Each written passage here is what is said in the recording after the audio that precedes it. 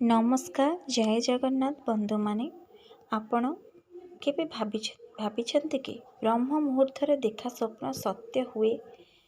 केही कहती ए समय रे देखा स्वप्न भविष्यतर संकेत देइथाए। देवतांक संदेश भाग्य परिवर्तन चिन्ह बोली भावती। यह सत्य ना केवल अंधविश्वास।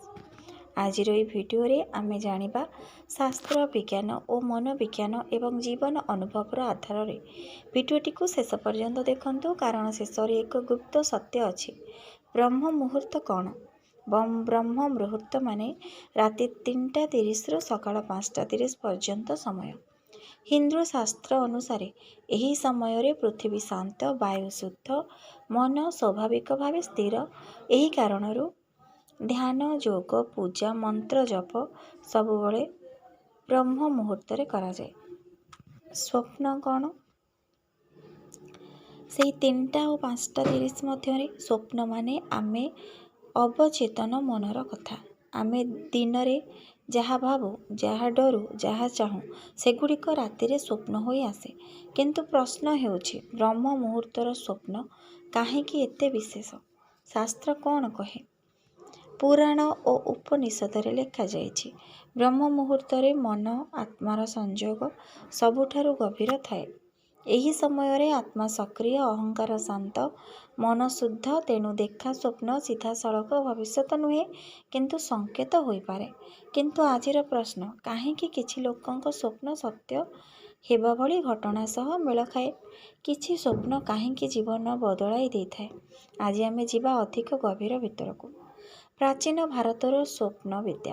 पुरातन भारत रे एक विशेष विद्या थिला, स्वप्न शास्त्र। यह अनुसार समस्त स्वप्न एक प्रकार नुहे। स्वप्नर 3 प्रकारर: दैनिक चिंतार स्वप्न, भय आकांक्षार स्वप्न, सचेतन संकेतर स्वप्न। ब्रह्म मुहूर्तर स्वप्न अधिकांश समय तीनटा जाक प्रकार सह जड़ित बोली धारणा करा जाए। ऋषि मुनि माने कौन कहूतिले? पुराण अनुसार ऋषि मुनि माने स्वप्न को भाग्य लेखा, भविष्यवाणी भावरे देखु नथिले। सेमाने कहूतिले स्वप्न हेउछि आत्मार आईना। ब्रह्म मुहूर्त रे मन सबुठारु कम अशांत थाए, अहंकार सबुठारु दुर्बल थाए, अवचेतना मन सबुठारु खोला थाए। सेही कारणरू सेही समयर स्वप्न बेसी सत्य भली लागे। मनोविज्ञानर गुप्त तथ्य आधुनिक कहे, रातिर शेष भागरे एकाठी काम करे। एही समय रे ब्रेन, मेमोरी और इमोशन एकाठी काम करे। एही समय रे गभीर भय, लुचिथिबा इच्छा, भविष्यत नहीं चिंता आसी थाए। स्वप्न आकार रे नहीं आसी थाए एही चिंता गुड़िक। एवं जेते बेले आपण दिने सोई दिगकू काम करती, स्वप्न सत्य हैला भली लागे।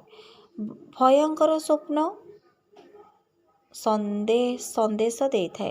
माने तम मन रे अत्यधिक भय थिले अनेक लोक कहती, मु ब्रह्म मुहूर्त भयंकर स्वप्न देखी। किंतु सत्य कौन? यह अपशकुन नुहे, यह मनर चेतावनी। अधिक स्ट्रेस, भूल निष्पत्ति, अतिरिक्त भय मन आपण को सावधान करुचे। स्वप्न केते जीवन बदलाए? स्वप्न तेबे जीवन बदलाए जेतेबेले आपण सेठारु शिखंती।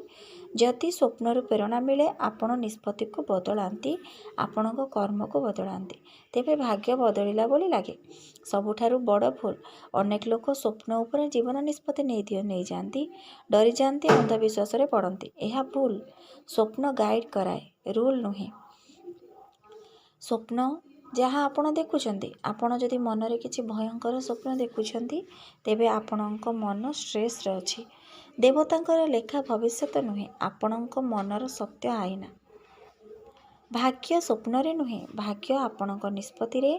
विज्ञान अनुसार ब्रह्म मुहूर्तर समय रे आपणकर स्लीप शक्तिशाली हुए। एही समय रे स्वप्न अधिक स्पष्ट आपणक मन को देखाए। जदि आपण भल स्वप्न देखती, भल चिंता करुछंती, भयंकर स्वप्न मनरे स्ट्रेस अछि, सेहीटा ही संदेश। भाग्य आकाशरू आसे नहीं, भाग्य तैयारी हुए मन, भावना, निष्पत्ति रे। जदि ये वीडियो आपण माननकु भल लागिला, लाइक करंतु, शेयर करंतु, सब्सक्राइब करंतु, कारण आपण एक निष्पत्ति आपणक भाग्य बदला दे पारे। रहिले जय जगन्नाथ।